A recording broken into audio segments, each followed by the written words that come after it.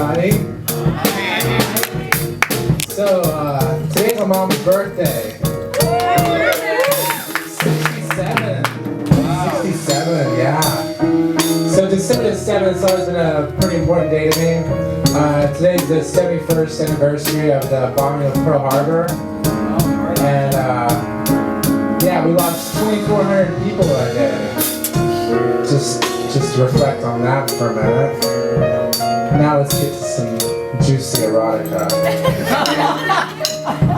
This is called Pearly Harbor.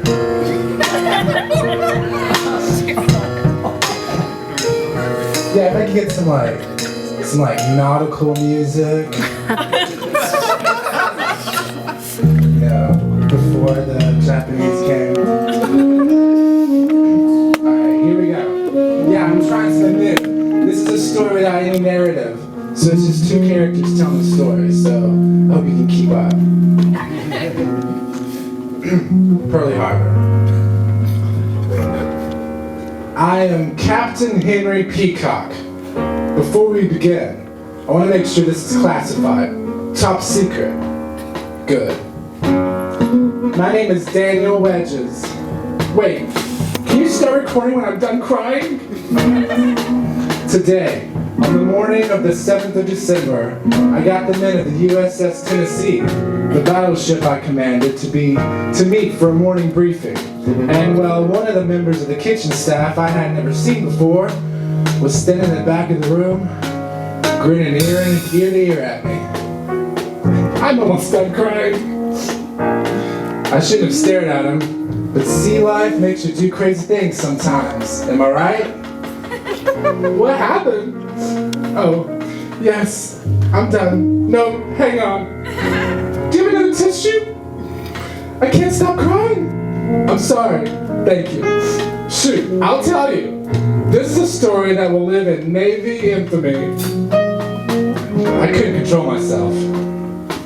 I guess it starts this morning, 6:15 Hawaii time. I got up, I showered, I got dressed, I skinned the carrots. Okay, if you insist, I'll skip the prep work. His name was Daniel. He looked like he'd already put in a full day's worth of work. The captain, Captain Peacock, called a meeting, and after the meeting, he asked to speak with me privately. I'll admit, when I first saw him and heard him sounding so important, I was mashed potatoes. I mean, he poured in the milk, and I still had butter melting on me. Daniel had never been assigned to a battleship before. He told me he hadn't even been on a beach before, an Iowan boy. Hawaii is something. See, I had an open block in my schedule, and against my better judgment, I asked Daniel to go with me to the beach. It seemed harmless enough. He came close to my face, in my face. And I thought he was going to bark an order at me. But he asked me to go to the beach? I'd never been to a beach before. I never talked to the captain of a battleship before either. Come to think of it, I probably never even talked about going to the beach before. I couldn't say no.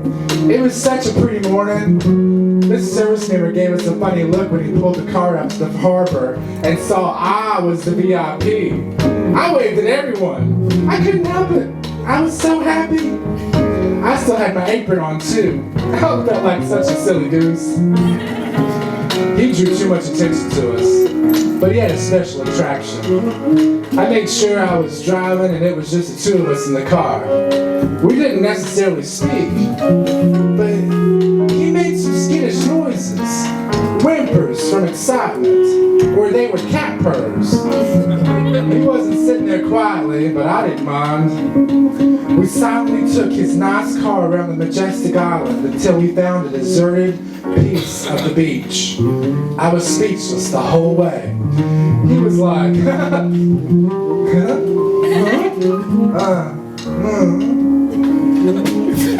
thought it was cute.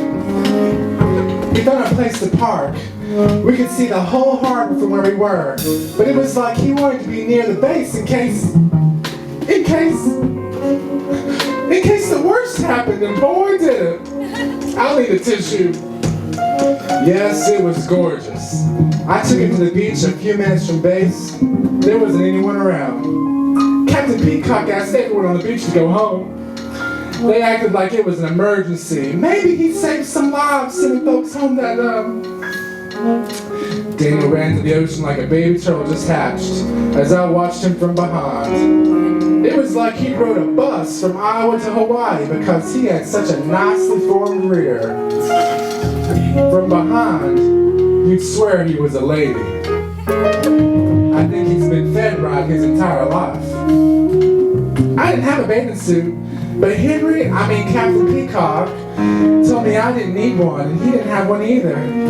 I took off my apron, folded it, and sat it on top of the rest of my clothes. But Henry's uniform took a bit longer to take off.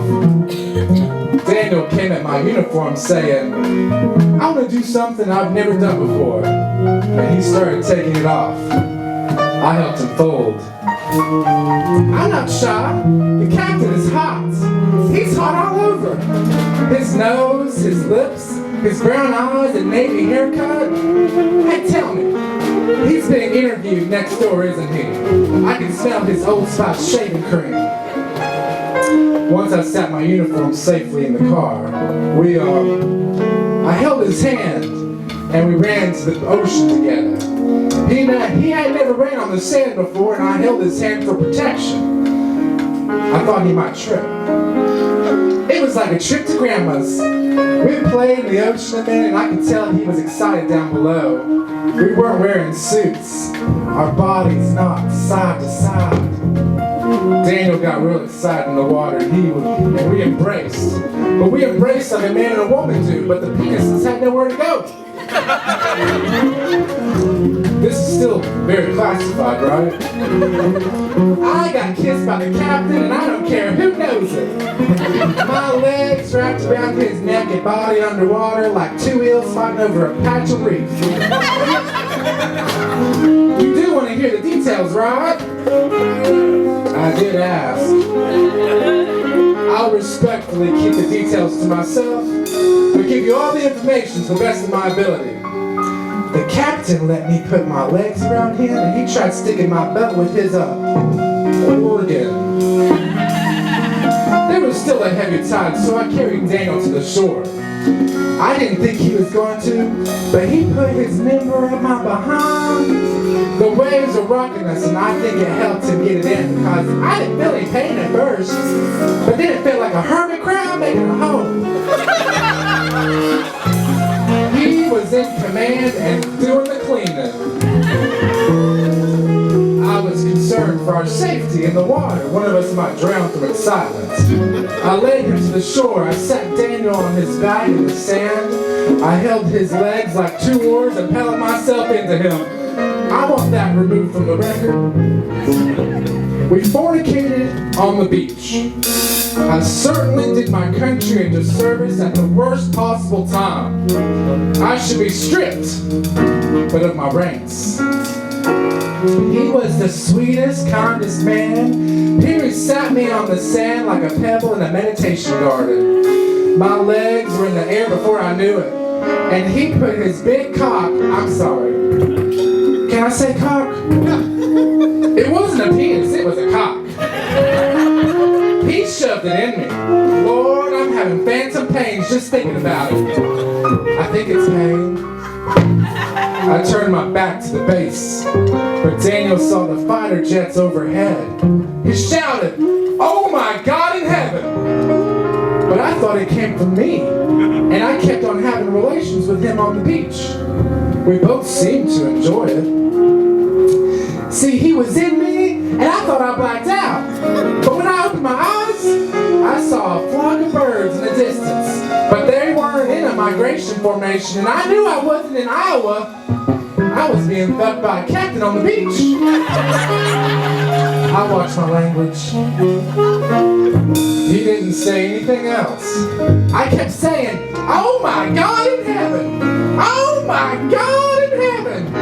Oh my God in heaven!" You want to know everything? Okay. He kept saying, "Oh my God in heaven! Oh my God in heaven! Oh my God in heaven!"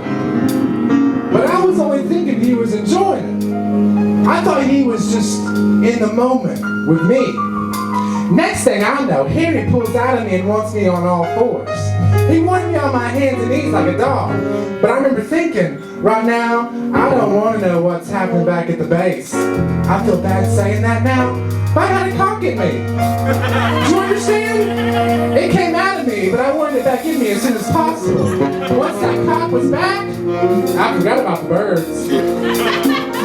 Daniel bent over and I continued with him. But the ground started shaking and I heard explosions. I knew Daniel was right there, but I thought the screams far off were more of his whimsical noises. I fell underneath Daniel, but he, how should I put this, hadn't ejaculated yet. I stroked his erection. I don't know why.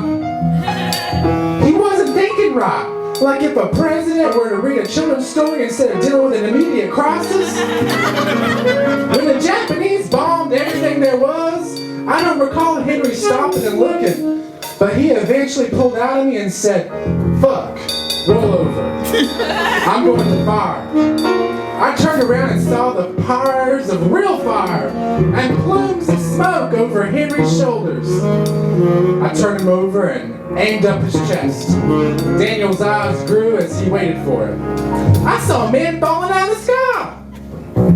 I stroked and ejaculated onto his stomach.